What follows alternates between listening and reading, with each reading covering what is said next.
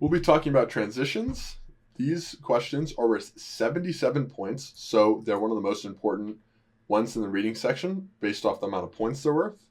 So let's get into it and find out how we're going to learn these today. First, as always, we're going to be able to identify transition questions so we know when to use the formula we're going to make for them.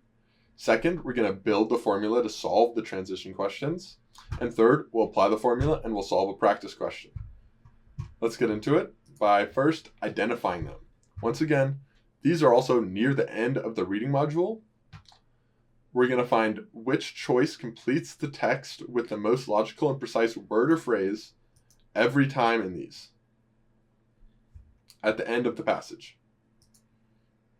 Here's the formula I want you to use every single time you're doing these questions. Step 1, don't look at the answers. Step 2, we're going to summarize the relation of pre-transition sentences to post-transition sentences. Step 3, we're going to find word used for that relationship. So there's going to be a specific word used for the relationship of the pre-transition and post-transition, and we're going to use that word. And once again, it's fine if this doesn't make sense right now. We'll apply it to an actual passage and it'll make more sense. So here is a passage. And once again, first, we're ignoring these answers and we're going to go straight to the passage. So summarize relation of pre-transition sentences to post-transition sentences. Researchers, Helena, just a quick tip here. If they throw crazy names at you, they're just trying to get your brain all jumbled. Ignore them. You can just say Helena, or you could, if it's a crazy name, just say John. It doesn't really matter. Researchers Helena and Lucia and Marco report that while mathematicians may have traditionally worked alone, evidence points to a shift in the opposite direction. Okay, so first we need to understand this sentence so we can find the relation. So they're saying that mathematicians seem to no longer be working alone as much as they did before. The next sentence, which is the transition sentence. Mathematicians are choosing to collaborate with their peers, a trend illustrated by a rise in the number of mathematics publications credited to multiple authors.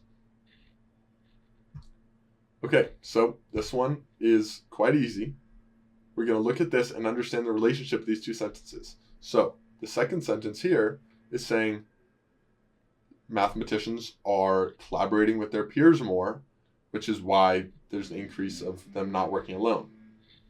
So first one says, it seems they're no longer working alone as much.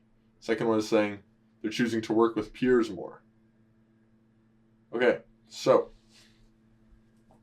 let's go through these and understand. We're going to find which word is actually going to use that relationship. So yeah, mathematicians are working alone less. Mathematicians are working together more. So let's find the word used for that relationship. Let's start with a similarly. So this one almost seems right. But these things aren't similar. They're actually speaking about the exact same thing. So maybe if it was mathematicians are working alone less, similarly, scientists are working alone less, that would make sense. But since it's both talking about the same specific idea of mathematicians working together more or alone less, similarly does not work there.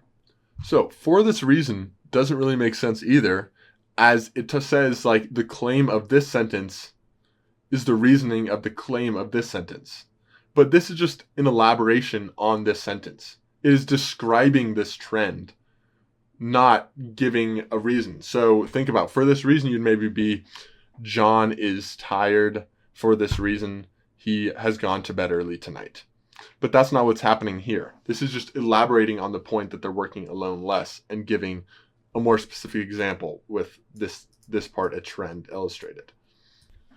So once again, in these two, it is talking about the same thing. So when we look at furthermore, it doesn't really make sense because it would have to be two claims.